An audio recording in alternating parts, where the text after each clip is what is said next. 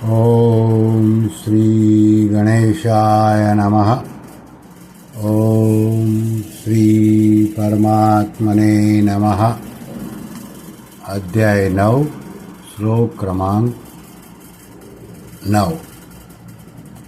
आसक्ति और कर्तृत्वाभिमान पूर्वक कर्म करने से मनुष्य कर्मों से बंध जाता है।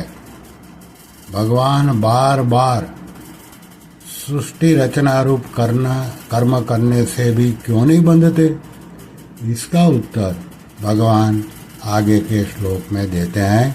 श्लोक क्रमांक 9। न च मान्तानि कर्माणि निबन्धन्ति धनञ्जय उदासीनवदासीनम्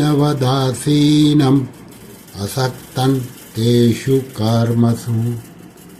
अर्थात भगवान कहते हैं, हे धनंजय, उन सृष्टि रचना आदि कर्मों से अनासक्त और उदासीन की तरह रहते हुए मुझे वे कर्म नहीं बांधते। इसकी व्याख्या साधक संजीवनी में इस प्रकार है। उदासीन वदासीनमसक्तम तेषु कर्मसु। महासर्ग के आदि में प्रकृति के परवश हुए प्राणियों की उनके कर्मों के अनुसार विविध प्रकार से रचना रूप जो कर्म है उसमें मेरी आसक्ति नहीं है, कारण कि मैं उनमें उदासीन की तरह रहता हूँ।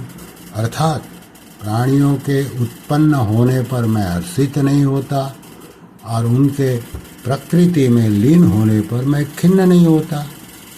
यहाँ उदासीन वत पद में वत प्रत्युत है, उसका अर्थ तरह होता है। अतः इस पद का अर्थ हुआ उदासीन की तरह। भगवान ने अपने को उदासीन की तरह क्यों कहा? कारण कि मनुष्य उसी वस्तु से उदासीन होता है जिस वस्तु की वह सत्ता मानता है, परंतु जिस संसार की उत्पत्ति, स्थिति और प्रलय होता है उसकी भगवान के सिवाय कोई स्वतंत्र सत्ता ही नहीं है। इसलिए भगवान उस संसार की रचना रूप कर्म से उदासीन क्यों रहे? वे तो उदासीन की तरह रहते हैं, क्योंकि भगवान की दृष्टि में संसार की कोई सत्ता ही नहीं है। तात्पर्य है कि वास्तव में यह सब भगवान का ही स्वरूप है, इनकी स्वतंत्र सत्ता है ही नहीं। तो अपने स्वरूप से भगवान क्या उदासीन रहे? इसलिए भगवान उदासीन की तरह हैं। फिर है न च मान्तानि कर्माणि न च मान्तानि कर्माणि निबध्नन्ति। पूर्व श्लोक में भगवान ने कहा कि मैं प्राणियों को बार बार रचता हूँ। उन रचना रूप कर्मों को ही यहाँ तानी कहा गया है। वे कर्म मेरे को नहीं बांधते, क्योंकि उन कर्मों और उनके फलों के साथ मेरा कोई संबंध नहीं है। ऐसा कहकर भगवान मनुष्य मात्र को यह शिक्षा देते हैं,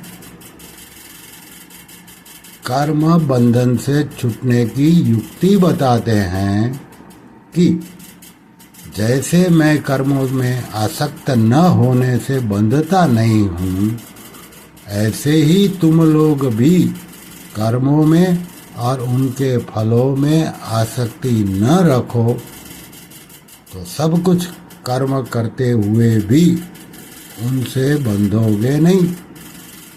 अगर तुम लोग कर्मों में और उनके फलों में आसक्ति रखोगे तो तुमको दुख पाना ही पड़ेगा, बार बार जन्मना मरना ही पड़ेगा।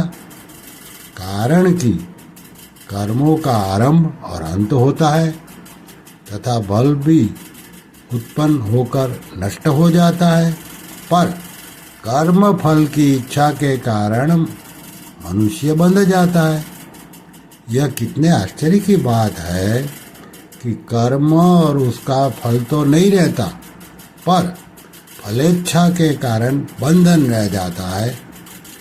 ऐसे ही वस्तु नहीं रहती, पर वस्तु का संबंध यानी कि बंधन रह जाता है। संबंधी नहीं रहता, पर उसका संबंध रह जाता है। मूर्खता की बलिहारी है। श्री कृष्ण शरणम मम, श्री कृष्ण शरणम मम। ओम श्री कृष्णार्पणमस्तु।